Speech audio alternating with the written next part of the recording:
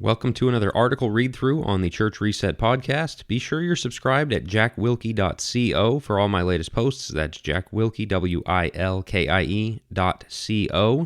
There you can become a free subscriber, or you can support my work if you'd like, and you can pick up my new book, You Are Saved, The Christian's Assurance, as a free download. Read more Proverbs, July 10th, 2026. In an attempt to forge a broad unity, many voices have urged that we remain above the fray by avoiding specifics and cultural issues, and instead, quote, just preaching the gospel, end quote.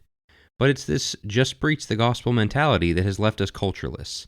It is the primary culprit behind the sacred, secular divide under which so many Christians live, also known as compartmentalization. In this approach, Christianity is for the spiritual concerns of your life, but in the day-to-day, you're free to chart your own path. Disciples who hunger and thirst for righteousness are left wanting, looking for direction and being given none. Customers who want to put in the bare minimum and be convinced it's good enough are given such comfort. In other words, just preach the gospel incentivizes the lowest common denominator faith that makes us so feckless. The answer is to preach the whole Bible, but in particular I want to highlight the usefulness of Proverbs.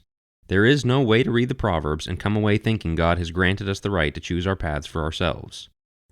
We've relegated Proverbs to a book of pithy quips to be tacked on topically, but they warrant much deeper study for their prescriptions over all of life. The book is largely from a father, Solomon, to his son, teaching him wise living in the fear of the Lord. Typologically, Jesus is that wise son who chose his father's instruction in all things and spurned temptation, and we are to follow his footsteps. That's why just preach the gospel isn't giving us the full gospel.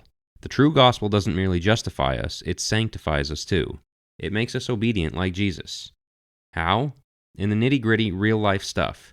Where the rest of the Bible discusses some of these hands-on topics in bits and spurts, Proverbs dives deeply into the importance of things like hard work, Proverbs 6, 10-12, 13 verse 4, 14, 23, 21, 5. Honesty, 11 verse 1, 12, 17, 12, 22. Temptation, chapter 7. Service and giving, 3, 27, 11, 25, 22, 9. Priorities, 1, 7, 3, 5 through 7, 4, 7 through 9. Politics, 11, 10 through 11, 14, 34, 20, 28, 8, 28, 16, 29, 2, 29, 14.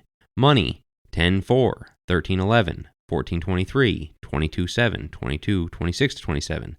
Marriage, 5, 15 through 19, 12, 4, 18, 22, 21, 19. Masculinity, chapters 1 through 7, 12, 16, 24, 5 to 6, 31, 2 and 3. Femininity, 11, 22, 12, 4, 19, 13, 14, 31, 10 through 31. Parenting, 13, 24, 19, 18, 20 verse 7, 22, 6. It's dangerously easy to get into over-spiritualizing our Christianity, but reading and meditating on these truths grounds us in the real world. God cares about this life. In the Proverbs, He has shown us how to walk in the day-to-day mundane matters.